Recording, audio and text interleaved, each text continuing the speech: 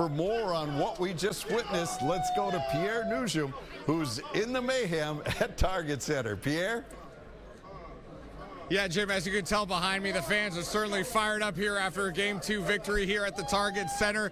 Very, very fired up indeed. And like you mentioned, as you were just saying a moment ago, Jim, points off turnovers really was the key to this game. As last week checked, we don't have a final box score just yet, but last week checked 31-2 in favor of Minnesota in terms of points off of turnovers.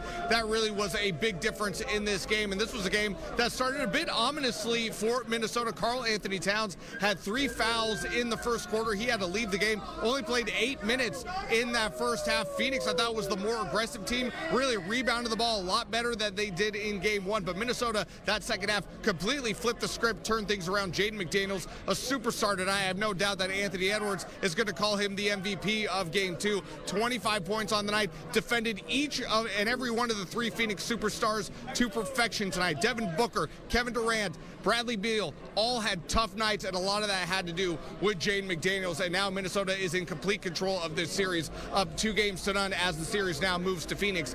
Game 3 is scheduled for Friday night. Game 4 scheduled for Sunday. We're about to head into the locker room here in just a second. We'll get your post-game reaction coming up tonight at 10. But for now, let's go over to Rob Olson, who's with Timberwolves fans. And Rob, I've been seeing them right here. They were certainly fired up. I can't imagine how it is where you're at.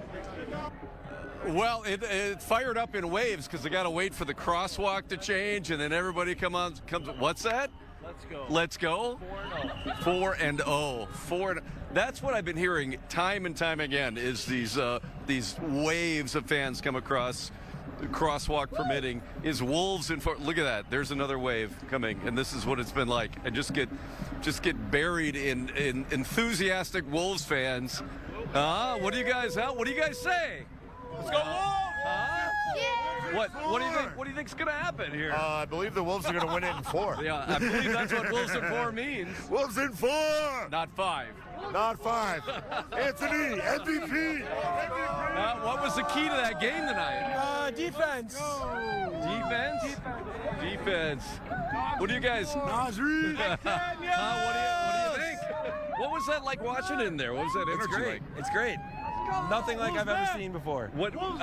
They were ahead to begin, and then they fell behind, and then they blew it out in the end. What happened there? They kept playing. They kept playing hard. Okay. That's what they did. Everyone's screaming Wolves in 4. I wanted to give it Wolves in 4, but we're winning. We're winning. All right, there you go. That's what it's like out here. It's just everybody coming by. Okay, 98% of them are saying Wolves in 4, and then the occasional. There you go, Wolves in 4. Wolves in 4. Wolves definitely in 4. Wolves definitely in 4. Okay, 90. There's another one. 99% of them are saying Wolves in 4, and a few say maybe it'll take 5. That's it for now because the crosswalk changed again. We're going to go back to Jim Rich in the studio. Jimmy? Great job, Rob. Great job. And yes, those fans are saying that they've seen enough.